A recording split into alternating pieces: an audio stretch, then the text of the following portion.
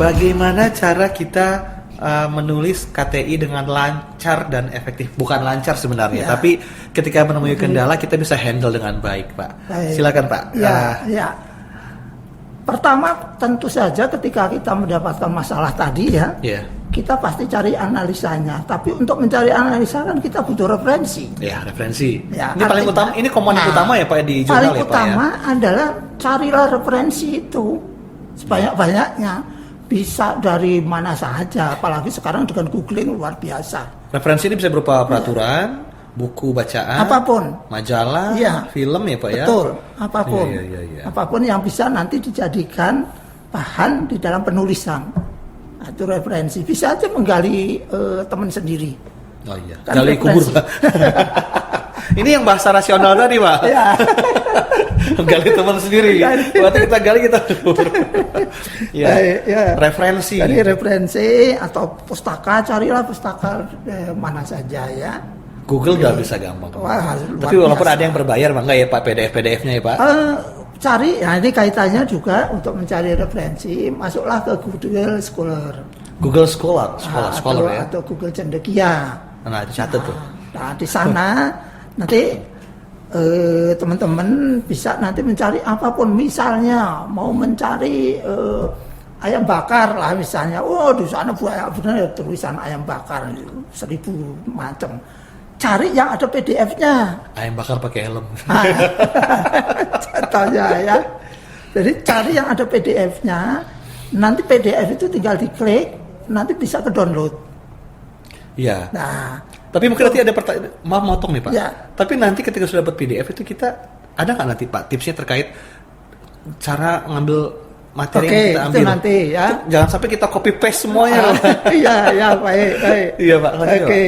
Nah, setelah referensi kita dapatkan, kumpulkan data. Datanya apa nih Pak? Data bisa kuantitatif, kualitatif. Oh baik. Ya kan, bisa numerik, bisa angka. Sesuai dengan kalau angka kaitannya dengan statistik, pasti penelitiannya nanti adalah kuantitatif. Nah, arahnya mengolah data kuantitatif dengan SPS. Data-data itu harus kita dapatkan bisa didapat dari internet atau kita harus datang ke kantor misalnya nih Pak terkait helm dan lalu lintas, apa kita harus ke kepolisian untuk minta datanya atau bisa, dapat internetnya? Itu data kualitatif. Data kuantitatifnya bisa aja misalnya jumlah kecelakaan akibat kecerobohan helm, kan kita bisa trace dari mana. Nah, itu kan data berupa angka. Nah, tapi juga bisa aja data statistik tinggal ngambil. Atau data kualitatif, penyebabnya apa, menurut kacamata masing-masing sudut pandang ya. Nah, kita tinggal nanti mengolah kembali data itu sesuai dengan hasil atau apa tulisan yang akan kita jadikan fokus sehingga outputnya jelas. Baik. Nah, itu. Jadi kumpulkan data juga sebanyak-banyaknya bisa sebelum menulis semua ya kan. Baru diorganisasi nih materinya, data dan dipilah. Ini masuk ke pendahuluan, ini akan masuk ke perumusan masalah, ini akan masuk ke pembahasan ya, monggo versi masing-masing. Kita udah mulai taruh-taruh Pak ya data-data ini. Taruh-taruh, tapi itu kan masih mentah semua. Iya. Jadi ini kasar semua, nggak masalah itu. Itu ini berkaitan belum urusan nulis ini. Ini masih bahan bakarnya Pak. Urusan ngumpul ini. Kadang-kadang ya lebih banyak justru waktunya menghabiskan ini. Iya. Bagaimana mengumpulkan data dan referensi. Karena kalau sudah banyak ada, ibarat orang memasak kan tinggal meramu sesuai dengan kemauan si orang yang minta. Apakah mau masakan Chinese food atau Jawa food atau Sunda atau nasi campur Pak, campur-campur. Nah, setelah diorganisir, baru ditulis. Setelah diorganisir baru ditulis. Mau pendahuluan dulu boleh ya toh. Masalah kan udah ketemu ya kan tadi. Nah, baru pelan-pelan nulis nulisnya apapun. Ya, apapun yang mau dicoret-coret tulis saja.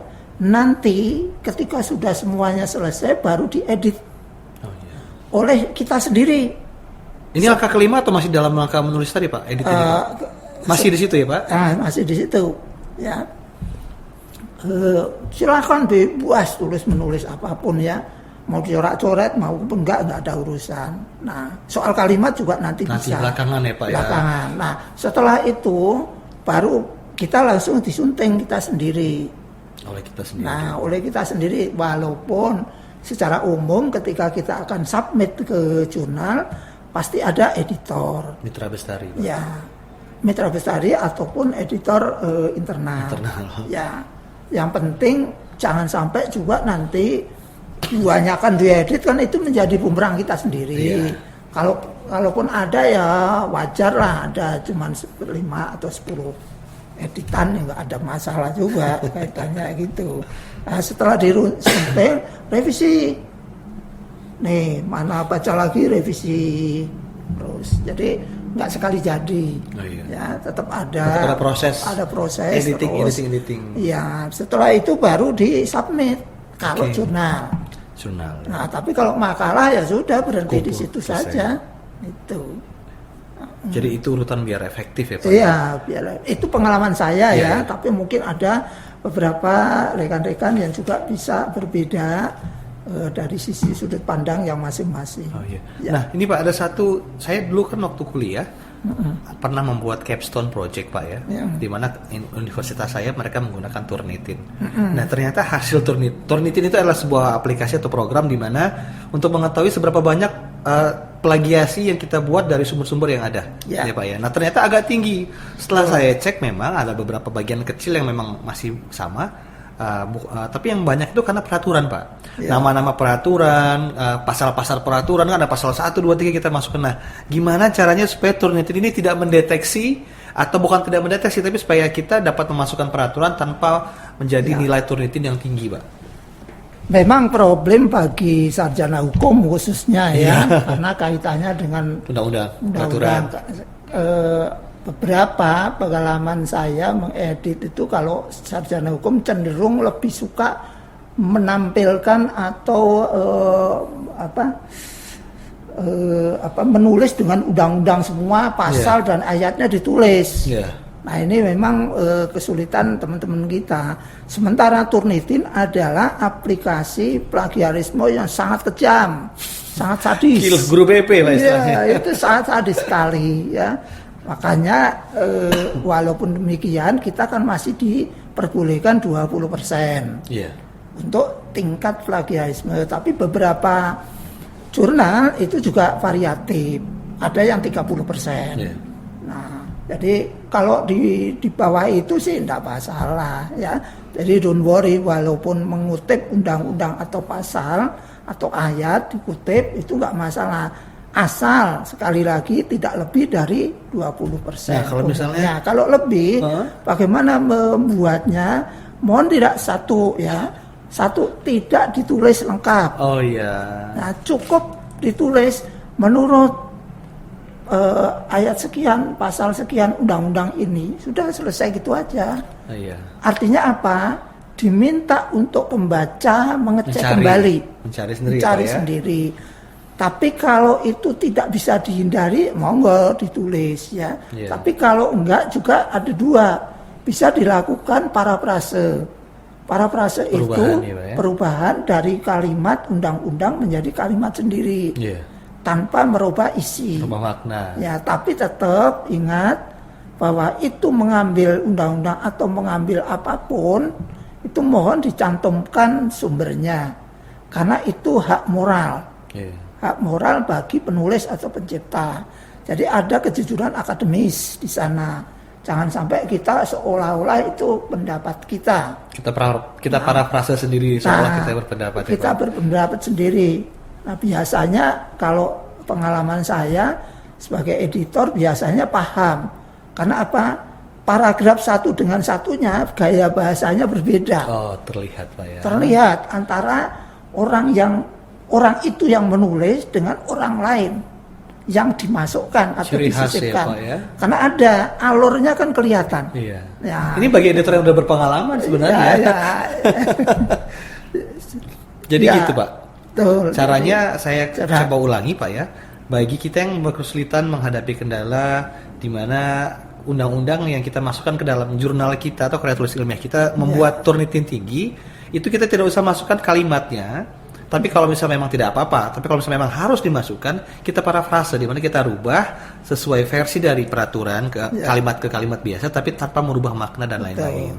Betul, ya Pak ya. Ya, jadi itu sampel sebenarnya ya. Tapi soalnya Turnitin nggak bisa dipuk-puk ya Pak? Nggak bisa. Orang itu udah kelihatan benar, dan sumbernya pun kelihatan. Di Turnitin itu disebutin sumbernya itu diambil dari mana ente. Udah kelihatan sekali, nggak bisa ngelak. Benar Pak. Iya Pak, soalnya memang itu yang menjadi. Nah salah satu lagi Pak, daftar pustaka ini kan berbeda-beda nih Pak, pedomannya ada yang kalau misalnya pakai versi ini daftar pustakanya modelnya nama dulu, judul buku belakangan, ada yang beda lagi. Nah ini kita ngakalinnya apakah ikut kaidah yang ditentukan? Betul. Pada umumnya referensi dan daftar pustaka itu mengikuti template. Nah template yang disediakan oleh pemilik jurnal, kalau itu jurnal ya, kalau makalah ya suka-suka kita lah, karena nggak ada ketentuannya. Nah kalau biasanya yang sekarang ini menggunakan 7 edition dari Association American Publish Association kalau nggak salah ya, di sana, sehingga harus mengikuti itu. Tapi ada juga yang di luar itu ya, pokoknya kita ikutin aja. Nah itu bisa didapat dari misalnya Mendeley, dengan aplikasi Mendeley kita bisa dapatkan di sana. Kita tinggal pilih, sesuaikan dengan apa kemauan dari pemilik jurnal. Baik. Tentunya. Seru banget Pak. Ya. Secara singkat kita udah dapat tips, apa itu juga pengertiannya, masalahnya. Next time kita bahas lagi ya Pak ya. Pak ada pesan nggak Pak buat para sahabat yang nonton supaya terus semangat dalam membuat KTI? Baik ya. Bagi saya ya, rekan-rekan semua nggak usah terlalu ketakutan, terutama teman-teman jabatan fungsional ya. Jadi nulis itu adalah sesuatu yang dibiasakan. Kalau tidak dibiasakan ya memang tidak bisa. Semua orang pasti punya bakat untuk menulis, hanya bagaimana kita membiasakan itu. Nah mari kita bareng-bareng, saya pun juga belajar senantiasa terus melakukan pembelajaran. Demikian ya. Semoga sahabat bisa terus mengasah kemampuan menulisnya, sehingga lama-lama sesuatu yang bernama karya tulis ilmiah yang selama ini menjadi hantu itu bisa menjadi hantu yang baik. Amin. Bapak terima kasih sudah bersedia hadir. Jangan kapok, semoga next time kita bisa bahas lagi terkait topik-topik lain atau mungkin kait topik yang sama tapi lebih mendalam kembali.